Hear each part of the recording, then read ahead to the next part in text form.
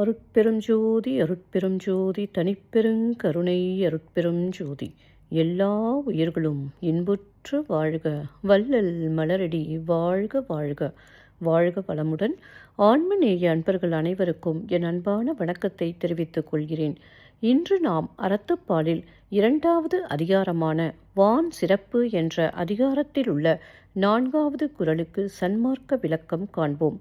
குறள் எண் 14. ஏரின் உழார் உழவர் புயல் என்னும் வாரி வளங்குன்றிக்கால். ஏரின் உழார் உழவர் புயல் என்னும் வாரி வளங்குன்றிக்கால். முதலில் உலகியல் விளக்கம் காண்போம். மழை என்னும் வருவாய் வளம் குன்றிவிட்டால் உணவுப் பொருள்களை உண்டாக்கும் உழவரும் ஏர்கொண்டு உழமாட்டார். இப்பொழுது சன்மார்க்க விளக்கத்தை காண்போம்.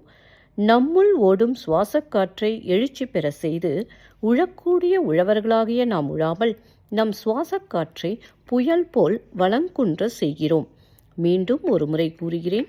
நம்முள் ஓடும் சுவாசக்காற்றை எழுச்சி பெற செய்து உழக்கூடிய உழவர்களாகிய நாம் உழாமல் நம் சுவாசக்காற்றை புயல் போல் வளம் குன்ற செய்கிறோம். ஒரு சிறிய விளக்கம். இடகலை பிங்கலை வழியாக ஓடும் நம் சுவாசக்காற்றை சீர்படுத்தி சுழுமுனை வழியாக நம் சிர நடுவுக்கு மேலேற்ற வேண்டும். அப்படி செய்தால் மட்டுமே நாம் சாகா நிலையை பெற முடியும். நன்றி அன்பர்களே. மீண்டும் அடுத்த பதிவில் உங்களை சந்திக்கும் வரை உங்களிடமிருந்து விடைபெறுவது திருமதி பாரதி சேகர். வாழ்க வளமுடன்.